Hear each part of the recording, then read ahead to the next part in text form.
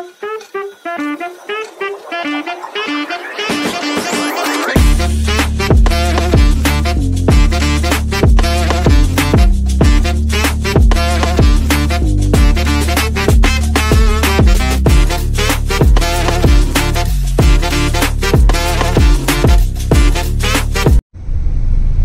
व्हिडिओमध्ये तुम्ही बघितलं असेल, यावेळेस मी खूप लवकरची गाडी घेतली होती पुण्यावरून. 7 वाजता मी पुणे हैदराबाद गाडीमध्ये बसली होती, जी गाडी 5 वाजता हैदराबादमध्ये पोहोचली. आणि प्रशांतजींचा मला 4-4:30लाच फोन आला होता की कुठपर्यंत गाडी आली. मग तिथून पुढे मी उठून बसली आणि मग लोकेशन टाकून गुगलवर बघितलं की किती वेळात मी तिथे पोचणार आहे. तसं मी त्यांना कळवलं आणि मग त्या दृष्टिकोनातून तेही 15 मिनटं आधी घरातून निघाले. तर 5:30ला बरोबर मी ज्या पॉईंटला उतरते तिथे माझी गाडी पोहोचली होती. तर 2-4 मिनटं राहिल्यानंतरच मी अप्पर जे बेड असतं, सीट असतं, ते मी घेते. मोस्टली एकटी असते तेव्हा.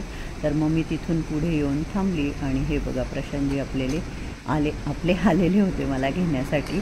तर मग बॅग माझी मोठी डिक्कीमध्ये ठेवलेली असते, ती बॅग घेतली आणि मग आम्ही घराच्या दिशेने निघालो. तर काय 5:45ला वगैरे आम्ही घरी पण पोहोचून गेलो होतो आणि खूप छान वाटत होतं मला. सकाळी बाहेरचं वातावरण खूप छान होतं, खूप छान दिसतही होतं, जसं की तुम्ही बघू शकता. Hello everyone, good morning all. आपल्या सुपरमॉम या यूट्यूब चॅनलवर तुमच्या सगळ्यांचं अगदी मनापासून स्वागत. आणि मी किती खतरनाक दिसते. मला गाडीमध्ये ना व्यवस्थित अशी झोप नाही येत. घरी आल्यानंतर मी झोपले, परंतु प्रशांतजी बातम्या बघतात आणि टी व्हीचा इतका आवाज होता तरी थोडीफार झोप झाली माझी. नंतर मग त्यांना नाश्त्याला पोहे बनवून दिले. ते पोहे वगैरे खाऊन चालले गेले. परंतु त्यांचा एक फोन घरी राहून गेला आणि तो भेटत नाही आहे मला. त्यांनी फोन केला की माझा दुसरा एक फोन घरीच राहिला आहे, तो शोध म्हणे कुठे आहे का. तर आता त्यांचा फोन शोधते एकदा आणि मग बाकीचे आवर करते. तर आता इथे मी पहिले तर कपडे लावून देणार आहे आणि प्रशांतजींनी 2-4 दिवस जेवढे मी नव्हते बेडरूममध्ये इथे एका ठिकाणी छान असे त्यांचे पारसे सगळे कपडे टाकून ठेवलेले होते. कारण त्यांना मीच तसं सांगून गेली होती. समजा त्यांनी मशीन लावलंही पण ते कपडे वाळत टाकल्यानंतर चिमटा लावणं, वाळल्यावर ते परत मध्ये घेणं, एवढे सगळं आपले प्रशांतजी नाही करू शकत. जबकी त्यांनी ते करायला पाहिजे पण ते नाही करत. तर मग त्यांनी एका जागी इथे टाकून ठेवलेले होते 2-4 दिवसाचे कपडे. तर खूप सगळे कपडे होते. तर म्हटलं सगळ्यात पहिले आपण कपडे लावून देऊ. आणि हो, मागे असंच मी बाल्कनीमध्ये कपडे वाळत टाकत असताना मी वाकल्यानंतर माझं जे काही असेल त्यावेळेस मी घातलेलं, मला आठवत नाही, टॉप वगैरे वरती झालं. तर एका ताईंचा कमेंट होता की वागताने नीट बघत जा, बघायला चांगलं नाही वाटत.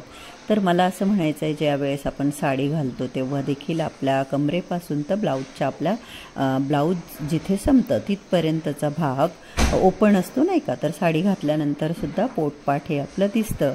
तर मी म्हणते तुम्हाला नाही आवडत नका बघू नाही का. कारण की आता जे मी इथे साफसफाई करणार आहे तर बऱ्याचदा मी फक्त टॉप चेंज केला. कारण म्हटलं आता एकदा आवरून घेऊ आंघोळीच्या आधी. तर स्लीप वेअर केली आहे, जी की मी जेव्हा वाकेल माझं कंबर थोडंसं दिसेल तुम्हाला. तर सॉरी फॉर दॅट असंच मी म्हणेल. तर इथे प्रशांतजींनी बीपीचं त्यांचं मशीन ठेवलेलं आहे. बीपी चेक केला असेल त्यांना जेव्हा वाटतं की आपला बीपी वाढला आहे का. आणि जसं की ते हार्ट पेशंट आहे तर मग ते सगळ्या वस्तू आमच्या घरामध्ये आहे. पल्स रेट चेक करणारं थर्मामीटर झालं, बीपी चेक करायचं मशीन झालं. तर त्यांनी बीपी चेक करून तिथंच ठेवलं होतं. त्या सगळ्या वस्तू उचलून घेतल्या आणि त्यांचा टॉवेलही मी धुण्यासाठी लावला होता. तर तो धुवून झाल्यानंतर तोही मी इथे वाळत टाकून दिला. आणि आता कसं 2-4 दिवसामध्ये श्रावण लागणार आहे. तर मग म्हटलं चला आता आपण घराची थोडीशी साफसफाई करू. आणि अशी प्रशांतजींनी बराच पसारा करत असता घरामध्ये नाही का. आता ज्या माणसाला घराबाहेर जाऊन काम करावं लागतं, डोक्याला अनेक प्रकारचं टेन्शन असतं. त्यांचं जे फील्ड आहे कन्स्ट्रक्शन फील्ड, तर मी त्यांच्याकडून अशा काही अपेक्षाही करत नाही की त्यांनी आवरावं की त्यांनी खराब करू नये वगैरे. तर इथे ड्रेसिंग टेबलवरही बऱ्याचशा सगळ्या वस्तू वर पडलेल्या होत्या. जसे की त्यांच्या टॅबलेटचे बॉक्स वगैरे सगळे ह्या ड्रॉवरमध्ये असतात, रेग्युलर लागणाऱ्या वस्तू तयार व्हायला.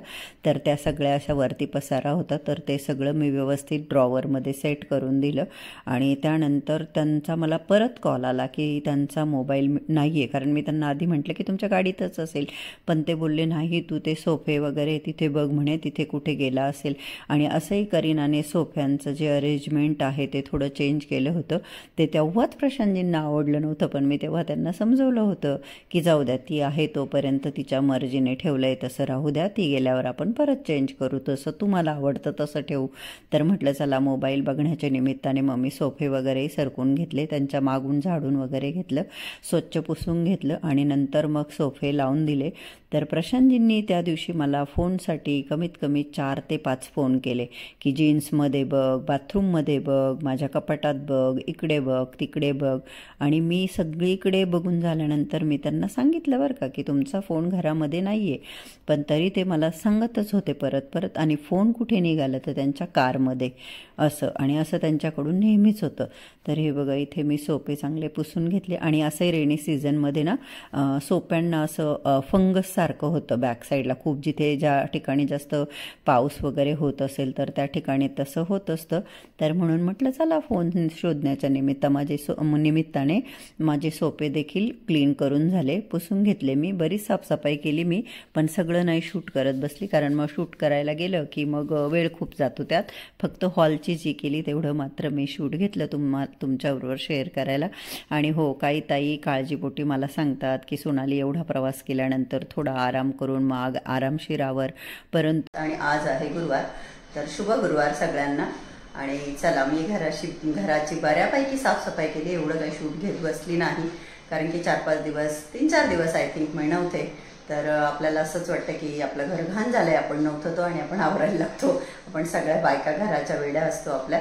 तर चला आता मी देवपूजा करून घेते आणि मग नंतर स्वयंपाक करेल, कारण बराच वेळ झाला आहे. पूजा करू म्हटलं, परंतु देवाच्या भांड्यांकडे जेव्हा लक्ष केलं तेव्हा म्हटलं अरे नाही, एकदा ही भांडी स्वच्छ करून घ्यायला हवी, कारण 4-5 दिवस बाहेरचं वातावरण आहे असं, त्याच्यामुळे भांडे लवकर खराब होता. तर एकदा ही सगळी भांडे स्वच्छ घासून घेते. पण कपड्यांचं मशीनही झालेलं होतं, कारण माझे 2-3 दिवसाचे कपडे मी तिथे पुण्याला वॉश नाही केले, कारण तिथं सारखा बुरबुर असा पाऊस पडत होता, कपडे वाळत नव्हते. त्याच्यामुळे मी तिथं माझे काही कपडे वॉश केलेच नाही. आणि प्रशांतजींचेही, त्याच्यामुळे मी कमीत कमी 3-4 वेळेस आज मशीन लावलं असेल, थोडे थोडे करून सगळे कपडे, कारण मी टॉवेल वगैरे बेडशीट आपण कसं सेपरेट वॉश करतो तो, त्याच्यामुळे मशीन झाल्यानंतर म्हटलं चला आता एकदा कपडे वाळत टाकून देऊ. तर इतकी प्रचंड हवा असते ह्या बाल्कनीमध्ये की मी दोन्ही बाजूला टाईट चिमटे जरी लावले पण हवेने ते सगळे कपडे एका बाजूला होऊन जातात. चला, देवाची भांडी 2-4 दिवसापासून घासलेली नव्हती, तर ती स्वच्छ घासून घेतली. आता देवपूजा करून घेते. तसं प्रशांतजी रोज आंघोळ झाल्यानंतर स्वामी समर्थ महाराजांना, इव्हन सगळ्या देवांना ते स्पर्श करून असा नमस्कार करतात. परंतु आपण जी देवांची पूजा करतो, आंघोळ घालणे वगैरे, ते सगळं ते एवढं अर्धा-पाऊण तास कसाही चाललं जातो ह्या सगळ्या गोष्टींमध्ये. माझ्या देवाऱ्यामध्ये बऱ्याच देवांच्या मूर्ती आहे, तर ते एवढा वेळ उभंही राहू शकत नाही. किंवा आता माझा देवारा असा पद्धतीने ठेवला आहे की जिथे देवांची पूजा उभी राहूनच करावी लागेल.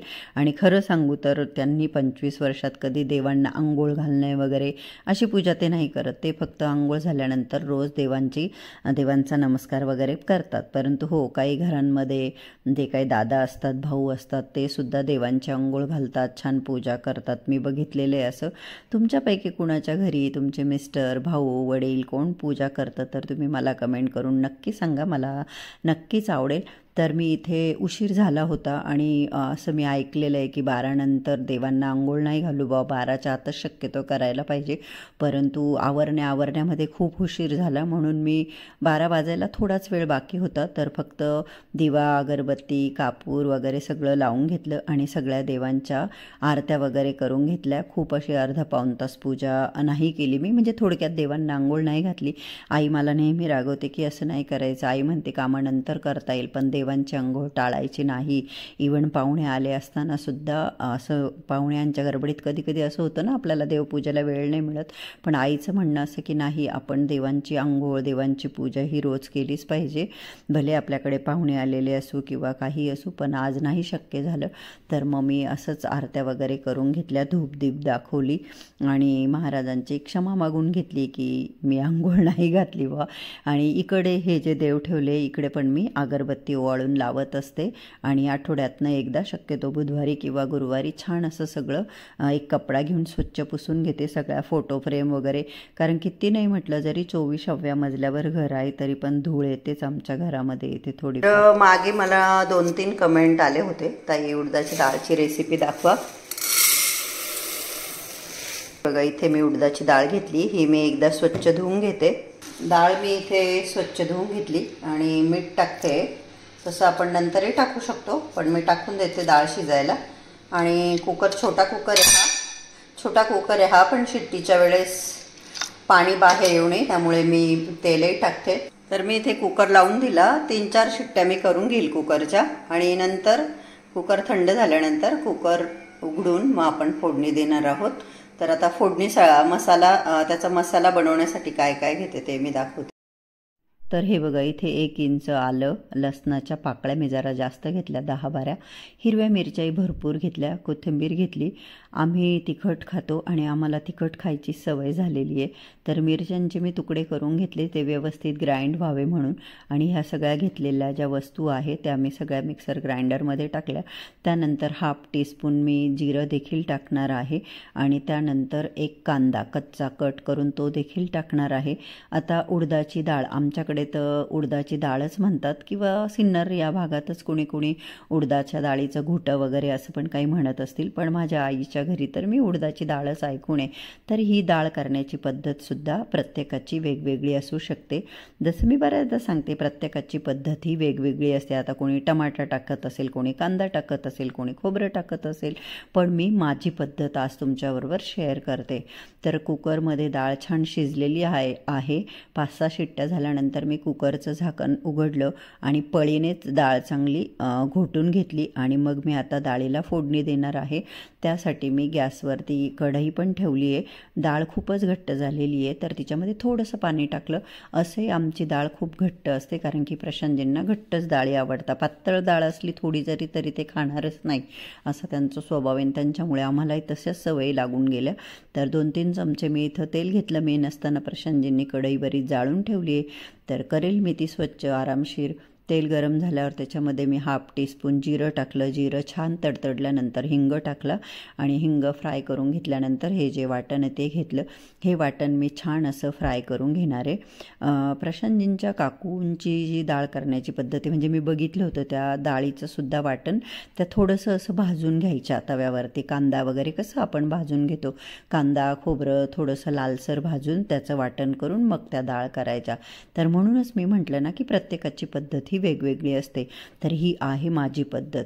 ते सगळं वाटण छान फ्राय झाल्यानंतर त्याच्यामध्ये मी टाकली हळदही छान अशी मिक्स केल्यानंतर जी डाळ मी घोटून ठेवलेली आहे ती मी ॲड केली. पण मी तुम्हाला सांगते, तुमची पद्धत जरी माझ्यापेक्षा वेगळी असेल परंतु तुम्ही एकदा अशा पद्धतीने नक्कीच करून बघा आणि मग मला सांगा की कशी लागली डाळ, तुम्हाला आवडली की नाही आवडली, किंवा तुमची काय वेगळी पद्धत आहे, तुम्ही काय वापरता ते देखील तुम्ही मला कमेंट करून सांगा.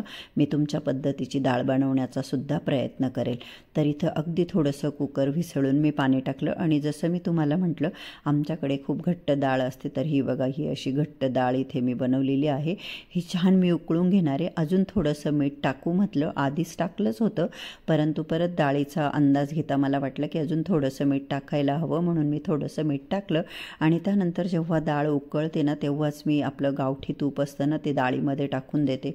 गावठी तूप टाकल्यामुळे त्या डाळीची चव अप्रतिम लागते. आणि उडदाची डाळ बाजरीची भाकरी चुरून तिच्यावर गरमागरम डाळ घेऊन खूप छान लागते, परंतु माझ्याकडे बाजरीचं पीठ नाही आहे म्हणून मी पोळ्याच केल्या. तर हे बघा हे आहे माझं जेवण. कसा वाटला व्हिडिओ, आवडला असेल तर लाईक करा, चॅनलला सबस्क्राईब करा प्लीज.